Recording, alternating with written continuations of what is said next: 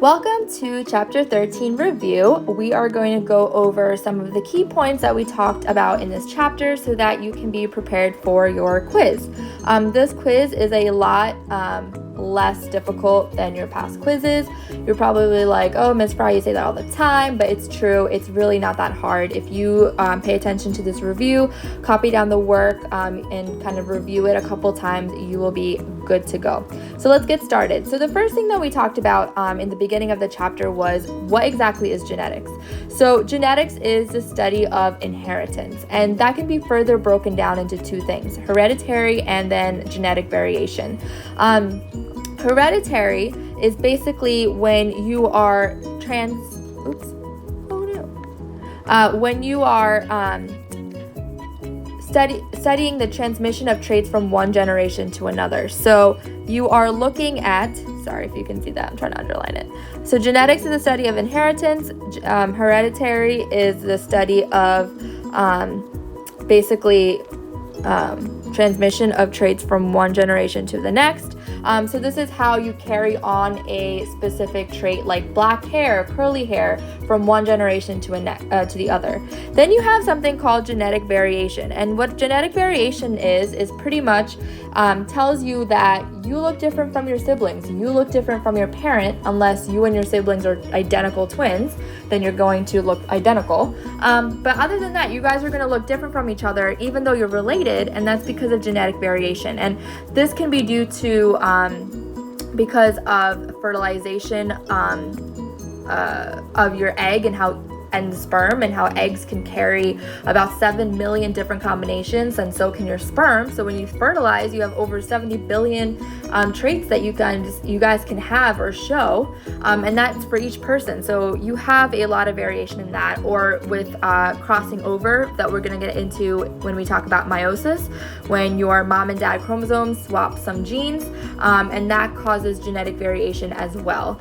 So I have a little bird, three little birds here, and they kind of show you how genetic variation occurs, because all these three birds came from the same parents, but you can see that they have a little bit of a different color tail, different spots, different colored spots, different color green, but they're all siblings and they're all related. All right.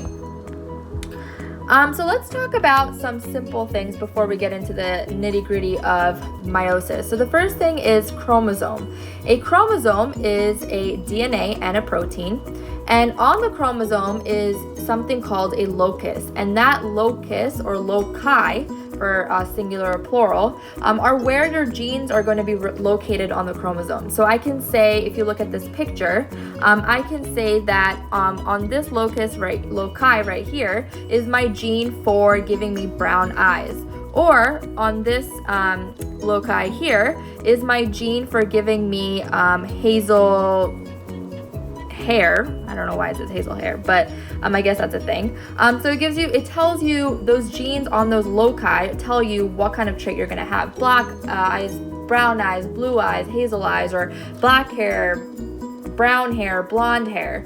And then genes are made up of DNA. They are not made up of RNA or anything else. They are made up of DNA. So this is super important for you to know. All right. The next thing I want you to know is clones. You've probably seen clones in movies and sci-fi films, and basically what clones are that you're taking cells and then you're having daughter cells that look identical to the cells that you originally replicated them from. So this happens during asexual reproduction because your daughter cells are identical to the parent cells, and this is also happening in mitosis. Not meiosis, but in mitosis. So in mitosis, like in your skin cells, you have your skin cells reproducing identical clones to the original parent cells, which is a good thing. So all of your skin cells look the same. If you didn't, you would have funky looking skin cells, and that probably wouldn't be a good thing. Now let's talk about sexual reproduction. Sexual reproduction is what basically gives you genetic variation. This is what meiosis is. And in sexual reproduction, you have male and female, and you also start off with a diploid cell, and then you end up with haploid. So remember, in mitosis, you have one cell divides into two daughter cells that are identical to the parent cells. In meiosis or sexual reproduction, you're going to also have a single cell, but after meiosis 1 and 2, you're going to end up with 4 haploid cells. Okay, mitosis, you end up with the same number as parents. In sexual reproduction or meiosis, you end up with haploid. So what is diploid and what's haploid? Kind of to brush up on your vocabulary. Diploid is when you have 2 sets of chromosomes, and then haploid is when you have 1 set of chromosome, especially when we're talking about human gametes. Haploid is 23 chromosomes in one gamete, and then diploid would be 46 chromosomes in like a zygote. Now, human cells do differ from other cells, like in plants and algae. In plants and algae, for example, when you start off the fertilization cycle, if you can think back to your notes and what I drew on the board in class, remember that plants and algae start off with something called a sporophyte, which is like this little plant-looking thing. And that sporophyte is diploid, but it makes haploid spores, okay? So the sporophyte is diploid, so super important, but it makes haploid spores, all right? So remember, sexual reproduction causes genetic variation. You start off with a diploid and it ends up with a haploid. Diploid means you have 2 sets of chromosomes, and haploid means you have 1 set of chromosomes. Let's talk about meiosis. In meiosis, you are having this process of meiosis occurring in the sperm and the egg, all right? So for male gamete, that's the sperm, and for the female gamete, you have the egg, all right? So when you have a gamete, sperm, plus another gamete, which is the egg, you get something called a zygote. So zygote is made up of a gamete, sperm, and gamete egg, and in other words, you're saying that you are fertilizing the egg and you're getting a zygote. How do you fertilize the egg? When a sperm implants itself into the egg. Males have XY chromosome, and then females have XX chromosome, okay? So that's what distinguishes us from male and female. All right, continuing with meiosis. When a chromosome is lined up, they line up according to their length. This is really important. So you're not gonna have a super, if you look up here, you're not gonna have a super long chromosome with something that's super short, or super long chromosome with little ones. You are going to have them lined up according to their length. And when in meiosis, they also are going to pair, in meiosis 1, they're going to pair up with homologous, and the homologous pairs are going to pair up with the same length, all right? So if you can kind of look at the bottom, you can see how I have a homologous chromosome down here, and they all are lined up according to their height. So all of these are lined up according to, they're both long. And then each chromosome is going to have a mixture of mom and dad, or homologous mixture. So if I say that this is my homologous mixture, they're going to have mom and dad chromosomes. They're not just going to have mom, they're not just going to have dad. And this will apply even more when we talk about crossing over. All right, so let's get through some facts. In meiosis, you have duplication of chromosomes like in mitosis. So in interphase of mitosis, that's when your chromosomes are going to start to duplicate themselves. And then in prophase, they're going to condense so that you can actually see them. But in meiosis, you only have duplication of chromosomes occurring right before meiosis. They will not duplicate again before meiosis 2. So only one time of duplication right before meiosis 1. It will not happen again before meiosis 2. And then make sure you know the phases of meiosis 1 and 2. We'll kind of review this at the end, but we went through this in class, so make sure you know that for sure.